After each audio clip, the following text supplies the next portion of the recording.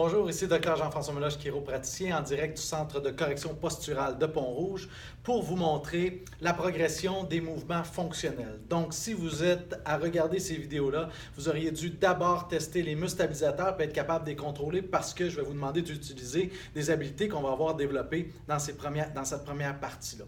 Donc, le premier mouvement hyper important à tester, c'est le deadlift. Le deadlift, ça va être un deadlift modifié. Évidemment, pas ceux qui font du gym et de l'haltérophilie vont dire que ce n'est pas un gros deadlift, mais l'idée derrière ça est de pouvoir bien travailler. Il y a une idée d'ergonomie hyper importante aussi et pertinente par rapport à cet exercice-là que je veux d'abord expliquer. Donc, dans la vie de tous les jours, nous allons tous avoir à travailler sur des postes de travail où nous allons devoir nous pencher pour travailler. Deux façons qu'on pourrait faire ça. Mauvaise façon, comme la plupart du monde le font, on va se laisser affaisser, devancer la tête, devenir le dos rond, avancer les épaules. On va s'installer comme ça. Donc, quand on fait la cuisine, qu'on papote, qu'on fait les légumes, qu'on écrit des trucs, on va se laisser affaissé, comme ça, donc on vient mener énormément de stress dans la région cervicale, dans les thoraciques, on projette les épaules vers l'avant, c'est une très mauvaise posture, extrêmement taxant.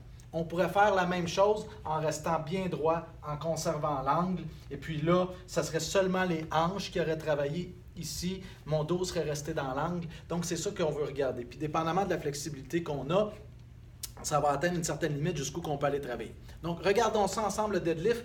Je vous invite à prendre un manche à balai ou n'importe quel bâton droit, OK, qu'on va venir prendre, puis placer. On a fait l'exercice au mur, vous vous en souvenez, donc on veut facilement être capable de se tenir droit. On veut contracter les abdominaux, donc on s'en souvient, le transverse de l'abdomen, quand on contracte, ça vient légèrement aplatir le dos, comme notre exercice au mur. Donc, on contracte les abdominaux en aplatissant le bas du dos. Et puis maintenant, on va fléchir légèrement les genoux, et puis je veux me pencher par en avant.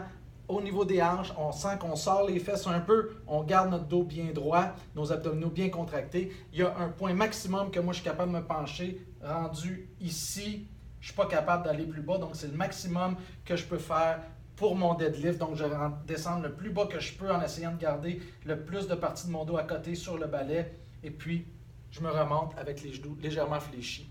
Donc une fois, ça c'est l'étape 1 avec le balai. Étape 2, on va essayer de garder cette belle posture-là, contractée, donc les abdominaux contractés, on reste les épaules reculées, la tête reculée, on penche par en avant le plus loin qu'on peut, on peut laisser aller les bras, on se remonte. Après ça, quand on commence à être bon, on va essayer de garder cette position-là, et puis on peut prendre des poids, puis venir commencer à faire du travail dans cette position-là, mais on veut vraiment développer l'habitude de se pencher comme ça, plutôt que comme ça.